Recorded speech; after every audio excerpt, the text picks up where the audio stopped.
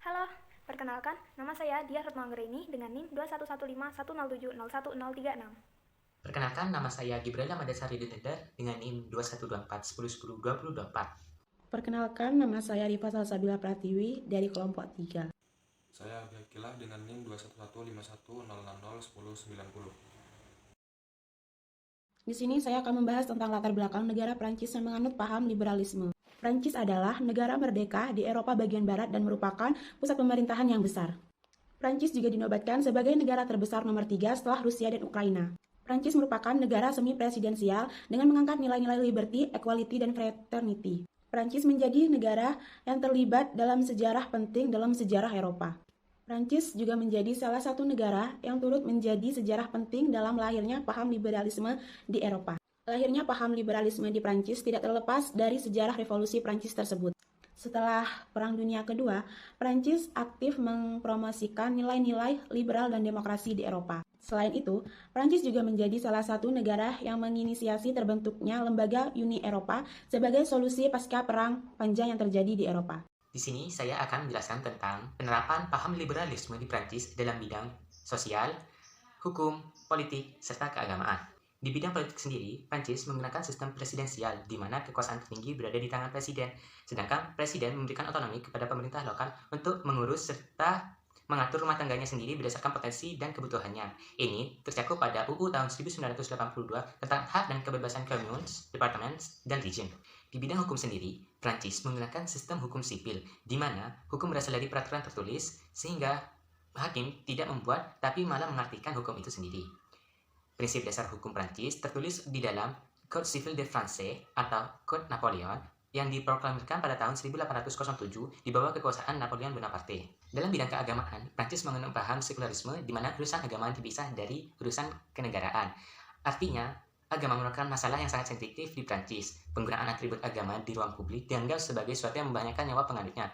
Oleh sebab itu, Prancis melarang penggunaan atribut agama di publik, seperti pelarangan menggunakan cadar ataupun hijab serta atribut keagamaan lainnya.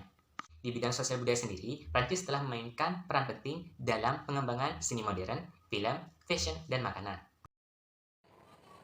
Selanjutnya adalah kelebihan dan kekurangan liberalisme di negara Prancis. Salah satu ciri dari negara liberal adalah kebebasan individu yang di atas segalanya. Setiap masyarakat dapat melakukan apapun, berpikir, dan berpendapat asalkan tidak bertentangan dengan hukum. Salah satu contohnya adalah dalam bidang ekonomi.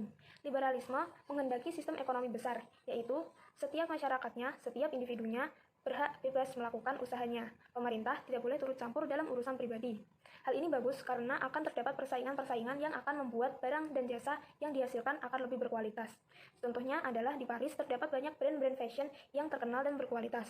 Namun, kekurangannya yaitu dikhawatirkan akan ada beberapa perusahaan yang menonjol yang akan mempengaruhi politik dan juga negara. Ciri selanjutnya yaitu adanya persamaan hak antar individu. Setiap individu berhak untuk membelanjakan uang mereka sesuai keinginan mereka sendiri tanpa adanya turut campur dari pemerintah. Hal ini bagus karena setiap individu akan memiliki kebebasan atas kepemilikan uang mereka sendiri. Namun, kekurangannya dikhawatirkan akan ada penindasan-penindasan oleh oknum yang mampu kepada oknum yang tidak mampu.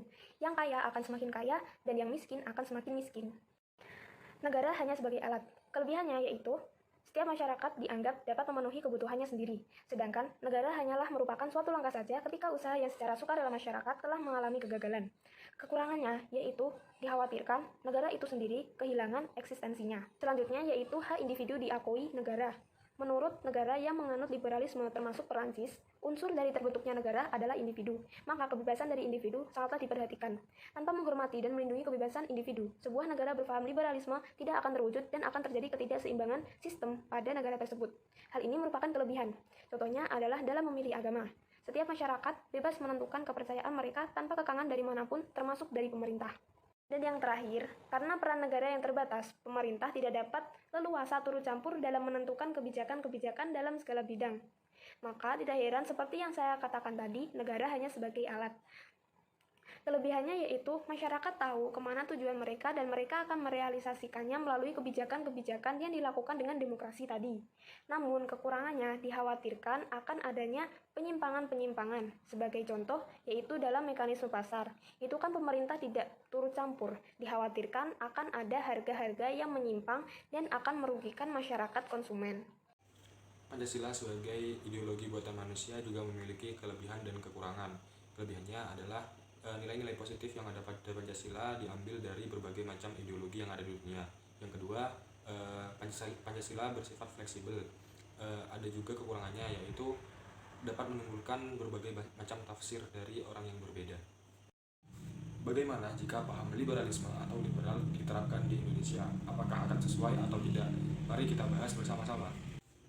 Seperti yang kita ketahui, Indonesia mempunyai dasar yaitu Pancasila. Nah, coba kita bandingkan dari berbagai macam aspek antara Pancasila dan liberalisme.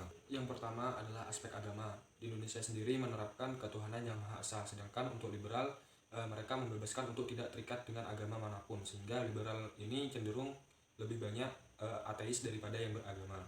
Yang kedua adalah aspek ekonomi. Untuk di negara kita sendiri, perekonomian diatur oleh pemerintah, sedangkan untuk di negara liberal, perekonomian itu tergantung pada pihak swasta, sehingga terjadi banyak monopoli di dalamnya.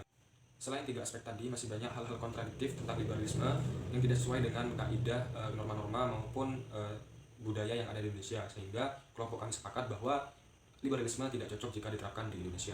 Intinya, Perancis adalah negara liberal, yaitu negara yang berpusat pada individu. Liberalisme mencita-citakan suatu masyarakat yang bebas, dicirikan dengan kebebasan berpikir bagi setiap individunya. Mereka menolak adanya pembatasan, khususnya dari pemerintah dan agama. Kita tidak harus meniru semua hal dari negara Perancis. Seperti yang sudah dikatakan tadi, beberapa hal tidak sesuai dengan nilai-nilai Pancasila. Namun, kita bisa meniru perilaku mereka, yaitu dengan tidak menggunakan agama sebagai penghalang komunikasi dan juga bersaing dalam memproduksi barang dan jasa yang berkualitas. Demikian pemaparan materi dari kelompok 3, semoga dapat bermanfaat bagi kita semua. Terima kasih atas perhatiannya, sampai jumpa.